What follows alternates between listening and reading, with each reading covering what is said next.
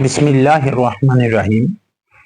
শিশু স্বাস্থ্য চ্যানেলের সুপ্রিয় দর্শক শ্রোতা, অনেক অনেক শুভেচ্ছা, অভিনন্দন এবং সালাম জানাচ্ছি। আমি প্রফেসর ডাক্তার ইমদাদুল হক। আসসালামু আলাইকুম রহমতুল্লাহি ওয়া বারাকাতুহু। আশা করি সবাই ভালো আছেন। আজকে শীতকালীন সমস্যা না, এটা সবকালীন সমস্যা, সব ঋতুতে সব সময় ঘটতে পারে এমন কিছু প্রবলেম নিয়ে আলোচনা করতে চাই। এর আগে যাতে কথাবার্তা বলছি বা ভিডিও করছি তবু আরেকটা দিতে চাই। তার আগে একটা শব্দ নিয়ে কথা বলতে চাই, প্রতিবন্ধী শব্দ। প্রতিবন্ধী শব্দটার সাথে অনেকে অনেকভাবে মিনিং করে, খারাপভাবে মিনিং করে। প্রতিবন্ধী অনেক রকম হতে পারে। বাক প্রতিবন্ধী, দৃষ্টি প্রতিবন্ধী, চলন প্রতিবন্ধী, এরকম নানান প্রতিবন্ধী হতে পারে। মানসিক প্রতিবন্ধী, মানসিক প্রতিবন্ধী অর্থাৎ মানসিকভাবে বিকারগ্রস্ত, অথবা ফিজিক্যাল মেন্টাল দুইটাই হতে পারে। এরকম এই প্রতিবন্ধী শব্দটা অনেকে খারাপভাবে নেয়। এটাকে একটু বলি, ধরেন আমি এই বয়সে আল্লাহ আমার দুইটা চোখে নিয়ে নিতে পারে, তা আমি কি দৃষ্টি প্রতিবন্ধী হলাম না? আল্লাহ, আমি হাঁটছি রাস্তা দিয়ে, একটা অ্যাক্সিডেন্ট জনিত কারণে হঠাৎ চলন শক্তি আমার বন্ধ হয়ে গেল, সেটা চলন প্রতিবন্ধী হলাম। তো সুতরাং এটা নিয়ে এমন খারাপ কিছু না। এটা বাংলায়, এর বাইরে বাংলা পাওয়া খুব মুশকিল আছে, তাই বাংলা এটাই বলতে হয়। তা আমরা এটা নিয়ে একটু আলোচনা করতে চাই। এটা ফিজিক্যাল মেন্টাল হ্যান্ডিক্যাপ, অর্থাৎ এই যে মানসিক শারীরিক প্রতিবন্ধী কি কি কারণে আমরা দেখতে পাই এবং এই কারণগুলা আমরা প্রিভেন্ট করতে পারি কিনা, এটা নিয়ে একটু আলোচনা করি। আমরা প্রথমে একটা কারণ বলতে চাই, সেটা হলো জেনেটিক বা ক্রোমোজোমাল একটা ডিফেক্ট থাকে, সেটাকে আমরা ডাউন সিনড্রোম বা ফ্র্যাজাইল এক্স সিনড্রোম বলে থাকি। ডাউন সিনড্রোম আমাদের খুবই কমন, এটা একটা মানসিক প্রতিবন্ধী। এছাড়া আর কি কি হতে পারে? হতে পারে মা যখন পেটে বাচ্চা ধারণ করে সেই সময় টক্স ইনফেকশন বলে কিছু ইনফেকশন হতে পারে, টক্সোপ্লাজমা, তারপরে এরকম রুবেলা। রুবেলা বেশি মেইনলি হয়, রুবেলা দিয়েই হয়। অথবা মা যদি স্মোক করে, মায়ের যদি হাইপারটেনশন থাকে, তাইলে কিন্তু ক্রিপল বেবি অর্থাৎ প্রতিবন্ধী বেবি জন্ম নিতে পারে। বার্থ কমপ্লিকেশনের মধ্যে যেমন আছে, আমরা বলতে পারি পেরিনেটাল অ্যাসফিক্সিয়া অর্থাৎ শ্বাসরোধ। জন্মের সময় যে কোনো ভাবে হোক শিশুটা নিঃশ্বাস নেয়নি, অর্থাৎ জন্ম নেওয়ার সাথে সাথে যে কান্না হয়, সে কান্না হয়নি, বাচ্চাটা অক্সিজেন ডিপ্রাইভেশন হয়ে গেছে। এছাড়া কি হতে পারে? প্রিম্যাচুর, খুব প্রিম্যাচুর বেবি, আমরা 37 কমপ্লিটেড উইকস না হলে তাকে প্রিম্যাচুর বলি। যদি দেখা যাচ্ছে 30 উইকস এর মধ্যে ডেলিভারি হলো, সে বেবিটা হতে পারে। আনট্রিটেড জন্ডিস, জন্ডিসটা ট্রিটমেন্ট করা হলো না, নিওনেটাল পিরিয়ডে যে জন্ডিস হয়, নিওনেটাল জন্ডিস, সেটা চিকিৎসা করা হলো না। চিকিৎসা না করার কারণে কার্নিকটেরাস নামে একটা ব্রেন, যাই হোক ব্রেনটা, যাই হোক অনেক কিছু নষ্ট হয়ে যায়, বাদাল গ্যাংলিয়াতে হয় যেটা, এটা একটু বেশি মেডিকেল টার্ম চলে আসছে, যাক সেই কারণে হতে পারে। এরপরে জন্ম নেওয়ার পরে কিছু কিছু কারণ, যেমন ইনফেকশন জনিত কারণে মেনিনজাইটিস, এনকেফালাইটিস হতে পারে, মাথায় আঘাতজনিত কারণে হতে পারে, লিড পয়জনিং দিয়ে হতে পারে। এর মধ্যে কিন্তু মোস্ট অফ দা কজ কিন্তু আমরা প্রিভেন্ট করতে পারি, আমরা ইচ্ছা করলে প্রিভেন্ট করতে পারি। যেমন ডাউন সিনড্রোম কিছু মায়েদের বেশি বয়সে বাচ্চা হলে, 25 ইয়ার্স এর আগে যদি বাচ্চা হয়, সব থেকে কম সম্ভাবনা। যদি দেখা যাচ্ছে 30-40 ইয়ার্সে বাচ্চা হচ্ছে, ডাউন সিনড্রোম হওয়ার সম্ভাবনা বেশি।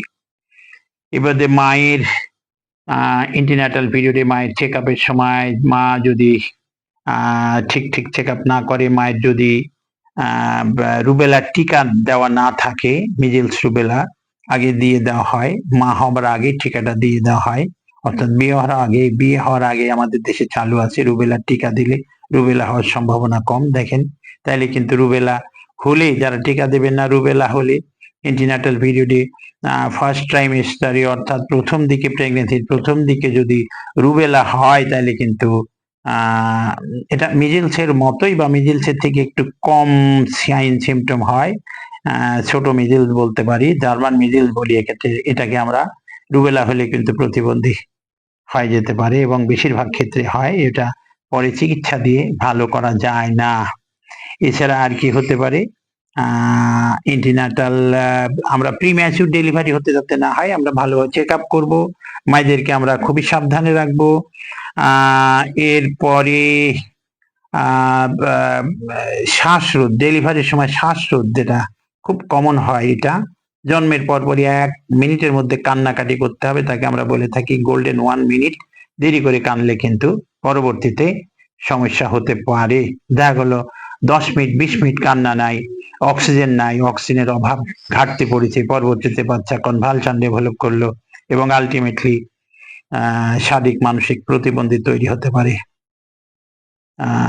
জন্ডিস হয়েছে, অনেকে জন্ডিসকে কিভাবে চিকিৎসা দিতে চায়, বেশিরভাগ মানুষই এসে বলে আমি রোদ খাওয়াইছি তবুও জন্ডিস হয়েছে।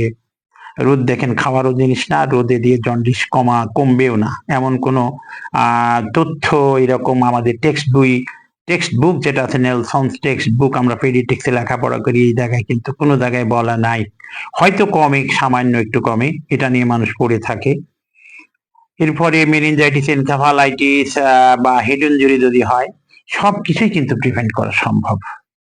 সবকিছুই প্রিভেন্ট করা সম্ভব। একবার হয়ে গেলে কিন্তু তখন চিকিৎসা দিয়ে পূর্ণ সুস্থ হওয়া অনেক অনেক কঠিন হয়ে দাঁড়ায়, অনেক অনেক কঠিন হয়ে দাঁড়ায়। যেমন একটা কথা বলে থাকি, যেমন মনে করেন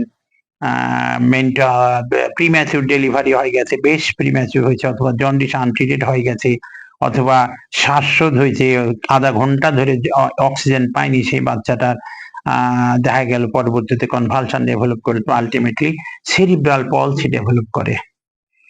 এগুলাকে আমরা চিকিৎসা দিয়ে হয়তো একটু ইমপ্রুভ করাতে পারি, বাট আমরা যদি ঠিক মতো চিকিৎসা, ডেলিভারির জন্ডিসের চিকিৎসা যদি ঠিক মতো দিই, তাইলে কিন্তু এই কার্নিকটেরাস ডেভেলপ করবে না। কার্নিকটেরাস ডেভেলপ না করলে কিন্তু জন্ডিসের কারণে যেটা প্রতিবন্ধী হয় সেটা কিন্তু হয় না।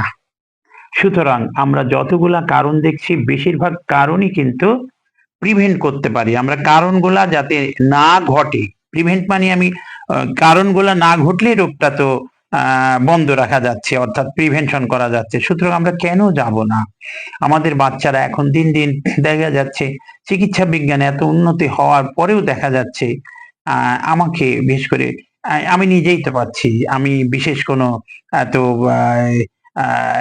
তেমন অনেক বেশি রুগী দেখি না, তবু তো আমার কাছে প্রতিবন্ধী বাচ্চা অনেক আছে। তাই বলছি, তাকে হিস্ট্রি নিয়ে দেখা যাচ্ছে তার হয় প্রিম্যাচুর ডেলিভারি, না হয় জন্ডিস ছিল, না হয় শ্বাসরোধ ছিল, অথবা তার মেনিনজাইটিস এনকেফালাইটিস নামক রোগ হয়েছে, ঠিক মতো চিকিৎসা নেওয়া হয়নি, অথবা সে বাচ্চাটা পড়ে তার মাথায় লাগছে, মাথায় লেগে সে কনভালশন ডেভেলপ করছে, তার ভিতরে রক্তক্ষরণ হয়েছে, যা হোক যেভাবে হোক বেঁচে গেছে চিকিৎসা নিয়ে। কিন্তু এই যে একটু যদি সাবধানতা অবলম্বন করা যায়, তাহলে অবশ্যই রোগগুলা থেকে আমরা বাচ্চাদের রক্ষা করতে পারতাম।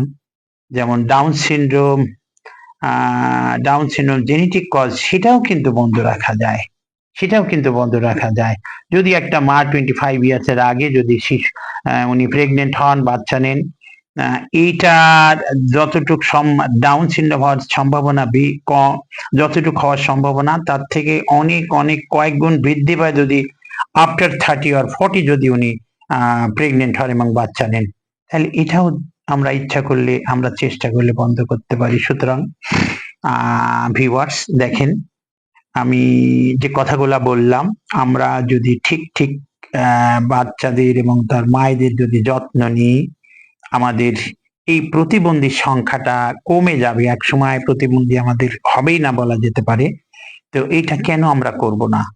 আমরা আছেন, আমরা আমাদের মায়েদের যত্ন নিই, মায়েদের ঠিক ঠিক চেক আপ করি, মায়েদের গাইনি অপস ডিপার্টমেন্টে নিয়ে যাচ্ছি, হসপিটালে নিয়ে যায় গাইনি অপস ডিপার্টমেন্টে চেক আপের ব্যবস্থা করি। মায়েদের 25 ইয়ার্স এর আগে তাদের বেবি নেওয়ার কথা বলে দিয়ে দিই। তারপরে বেবি নিলে সম্ভাবনা বেশি থাকতে পারে ডাউন সিট, এই জন্য ভালো করে বলে দিয়ে দিই। আর জন্মটা অবশ্যই যেন হসপিটাল ডেলিভারি, প্রেগনেন্ট হওয়ার পরে ঠিক ঠিক অন্তত 3টা তো চেক আপ করাই উচিত 3 ট্রাইমেস্টারে, প্রথম দিকে, মাঝখানে আর শেষের দিকে। এরপরে ডেলিভারির ব্যবস্থাটা অবশ্যই হসপিটালে করা উচিত। এখন এমন এক অবস্থা দাঁড়ায় গেছে, আমরা যখন ছোটবেলায় উপজেলা হেলথ কমপ্লেক্সে চাকরি করছি, আমার মনে আছে প্রেগনেন্ট লেডিদের হাত দিয়ে সবকিছু এক্সামিন করতে হতো, তার একটু পরীক্ষা করা লাগতো।